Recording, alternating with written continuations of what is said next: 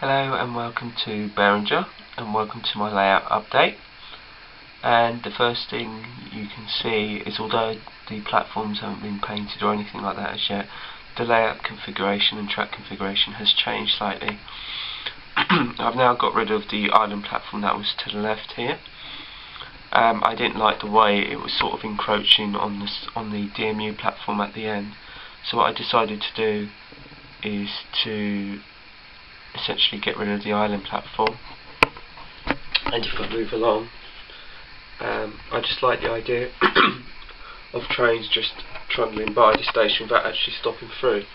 And what I've done here is I've added this point here to allow trains to either just be stabled here at the station, or maybe my single car DMU to use it, because the idea is this platform here is narrower to this one, and the idea was that this narrow platform was actually going to be backed by a wall here of some description, so the actual outer edge wouldn't really be used as a platform, it would be used more as a stabling point, and therefore you can have trains trundling in the background, as I've seen at so many stations in the past.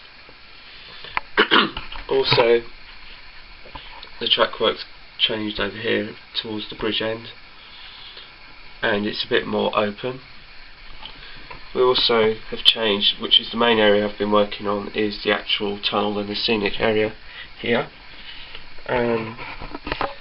We've added this siding which I had before, but I've added it in such a way that it only goes into the single platform on platform 1.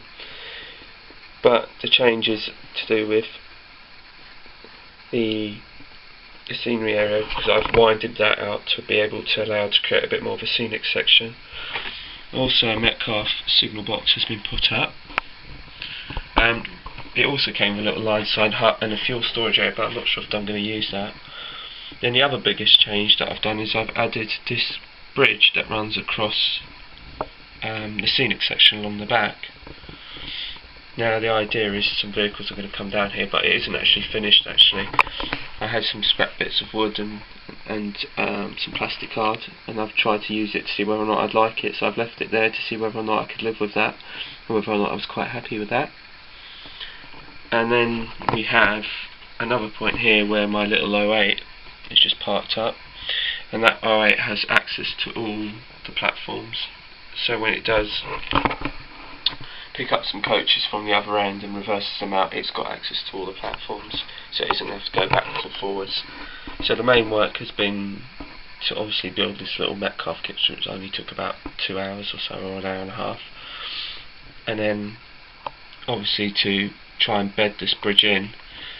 Now I have to say, the method of construction for the scenic area and this wooded hilly area is plastic off with a mixture of polystyrene and newspaper underneath.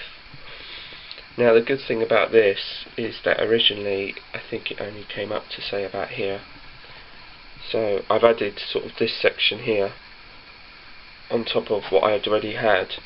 And the good thing about using the method that I've used is that it's very easy to cut into and just extend outwards or extend inwards, as with the bridge, because literally with the bridge I've just sort of lined the wood in and drew a line across the plastic, the plaster, and literally took a sharp knife, a serrated edge knife, and just literally cut into the plaster, which is like a hard shell, but underneath, because it's just polystyrene and newspaper, you could take it out in order to basically recess the board and essentially the bridge in, so it's actually bedded in.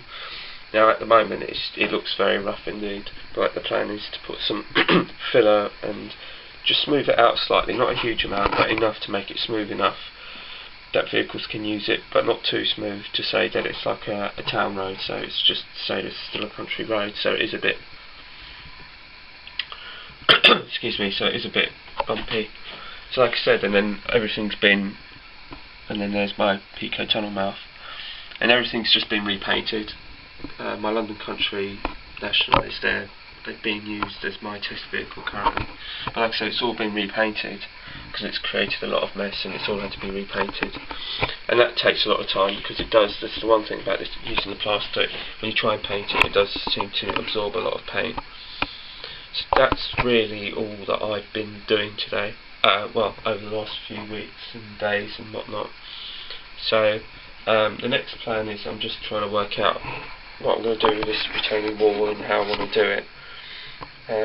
I've been to my local model shop and talked about the plastic card, and that is one option. Another option is the scale scene stuff, so I haven't quite decided what I was going to use, and then I haven't quite decided whether or not I like the edging on this bridge, which I think I do. And I think once you get the green woodland scenics turf down, and then after it will start to come to life, I think. So, and I think it's starting to get there. I can see what I want to do. So I'm pretty pleased with the way the progress is going, although, like I said, essentially, if you look at the station, it doesn't look like a huge amount has been done, but the track plan has been improved. And this was the thing, because I've been running the same track plan for some time, I found bits and pieces that I wasn't quite happy with, so I've just tweaked it enough, and now I think I've got the right combination of what I want. So I'll leave you with a couple of locos running, as I don't usually have locos running, so I just have a few just to show some interest and get them running so you can see the idea of what I'm trying to do. And thanks for watching. Feel free to comment and subscribe.